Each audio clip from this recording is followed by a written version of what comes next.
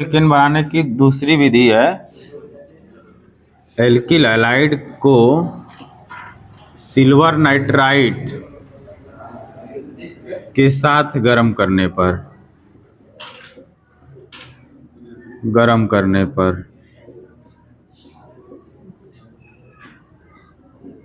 Alkyl halide को silver nitrite के साथ गर्म करेंगे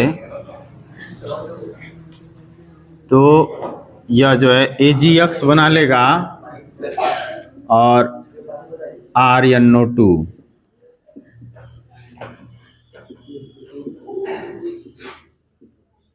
C2H5Br ethyl bromide plus silver nitrite, ये जो है सिल्वर ब्रोमाइड बना लेगा और उसके एक बॉन्ड पे कार्बन का जो एक बॉन्ड खाली होगा वहाँ पर NO2 समूह लग जाएगा। ये इस तरह से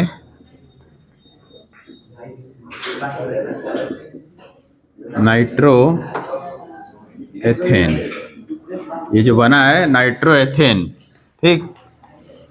बस ये दो समीकरण है, एक पिछले वाले में देखे हैं, एक ये समीकरण जो है एल्किल हैलाइड का जो है सिल्वर नाइट्राइट से क्रिया करने पर नाइट्रो एल्केन जो है ये बन रहा है। इसका अब देखेंगे नाइट्रो एल्केन का रासायनिक गुण। तो नाइट्रो एल्केन अलग अलग परिस्थितियों में क्रिया करके एमीन बनाता है। नाइट्रो एल्केन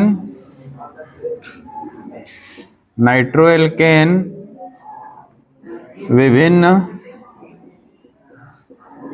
परिस्थितियों में एमीन में अपचयित होता है।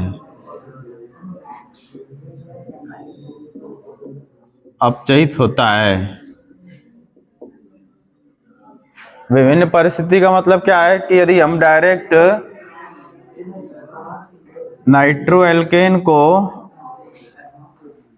हाइड्रोजन अणु से ही क्रिया करा दें निकिल या प्लैटिनम की उपस्थिति में, तो ये हो जाएगा RNH2 और इसके दोनों हाइड्रोजन, इसमें से दोनों ऑक्सीजन और ये 4 हाइड्रोजन लेकर के 2 जल के अणु बना लेगा। ऐसे भी हो जाएगा। दूसरा विक्रिया है इसका कि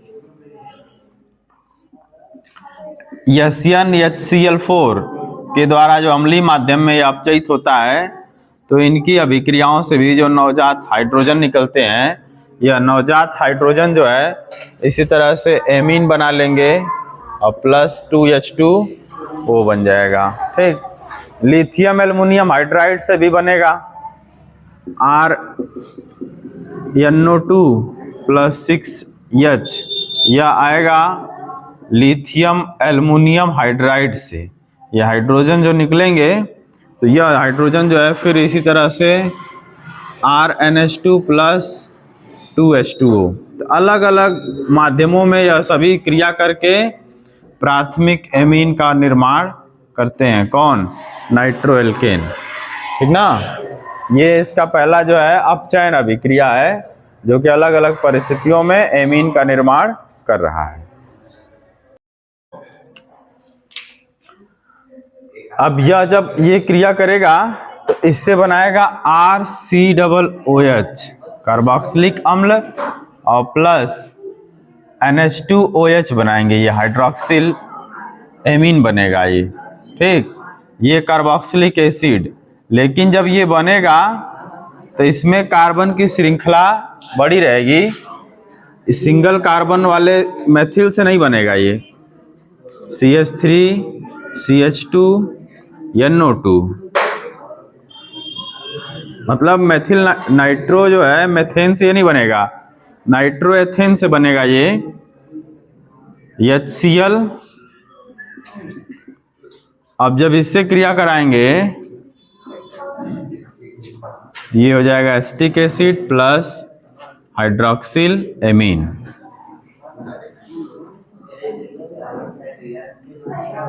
इसी प्रकार से ये तो पहला हो गया इसमें प्राथमिक नाइट्रो एल्केन के लिए इसका द्वितीयक जो लिखेंगे सेकेंडरी नाइट्रोएल्केन,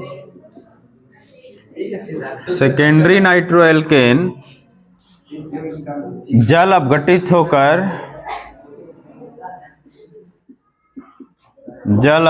होकर कीटोन तथा नाइट्रस ऑक्साइड बनाता है। ठीक है, सेकेंडरी जो नाइट्रोएल्केन है वह जल अपघटित होकर के कीटोन और नाइट्रस अम्ल बनाता है।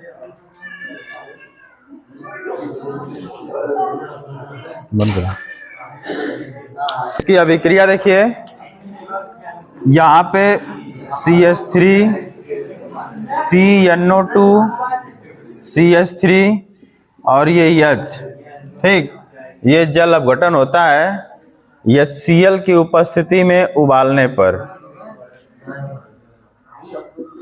HCl की उपस्थिति में उबालने पर जब इसको उबालेंगे तो यह जो सेकेंडरी नाइट्रोएल्केन है इसका क्या नाम हो जाएगा, आइसोप्रोपिल